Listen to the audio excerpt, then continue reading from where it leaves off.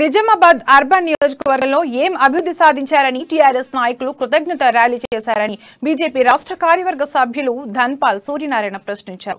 గతంలో 1000 కోట్లతో నగరాన్ని అభివృద్ధి చేస్తామని చెప్పి ఇప్పటివరకు ఏం చేశారని ఆయన టీఆర్ఎస్ పార్టీని ప్రశ్నించారు.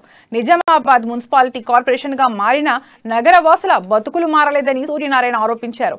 గతంలో 100 కోట్ల రూపాయల నిధులతో నగర సుందరీకరణ చేస్తామని చెప్పిన ఎమ్మెల్యే డివైడర్లు నిర్మించి నగర ప్రజలకు సినిమా చూపించారని ఎద్దేవా చేశారు. బీజేపీ కార్పొరేటర్లను కొనటంలో ఉన్న శ్రద్ధ నగర అభివృద్ధిపై లేదని ఆయన మండిపడ్డారు.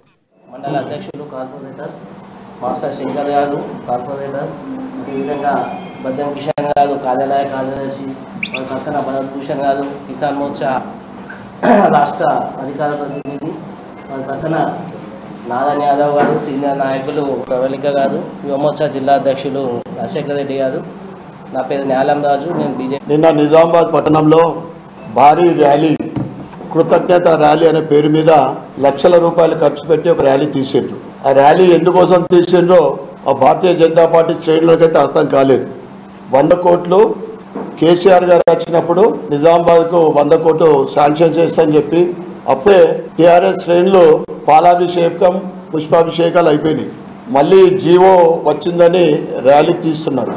గతంలో 1000 కోట్ల అభివృద్ధి జరిగింది అని మన ఎమ్మెల్యే బిగాల గణేష్ గుప్తా గారు అనేక సందర్భాల్లో చెప్పడం జరిగింది. మరి 1000 కోట్ల అభివృద్ధి ఎక్కడ జరిగిందో మనం అనేక సార్లు ప్రశ్నించడం జరిగింది. దానికి జవాబు లేదు. మళ్ళీ 100 కోట్లు వచ్చి డివైడర్లు నిన్న నిజామాబాద్